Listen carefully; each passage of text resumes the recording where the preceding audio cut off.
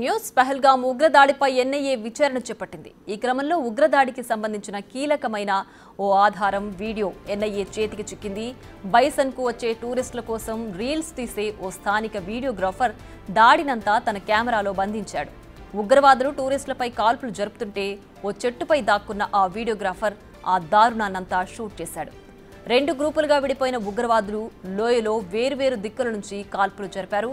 మొదట టూరిస్టులను ముస్లిం మతాచారాన్ని పాటించమని బెదిరించి ఆ తర్వాత నలుగురిని కాల్చి చంపారు.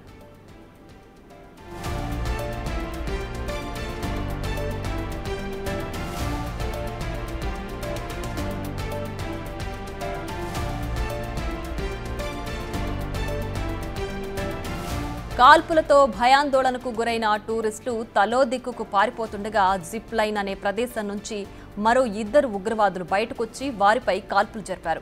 ఇదంతా షూట్ చేస్తున్న వీడియోగ్రాఫర్ ప్రాణభయంతో పరుగులు పెట్టి ఓ చెట్టు ఎక్కి తప్పించుకున్నాడు. అతన్ని ప్రశ్నించిన ఎన్ఐఏ కీలక వివరాలు రాబట్టింది. ఉగ్రవాదులకు సహకరించిన ఓవర్ గ్రౌండ్ వర్కర్లను గుర్తించేందుకు ఈ వీడియో ఉపయోగపడుతుందని అన్నారు అధికారులు.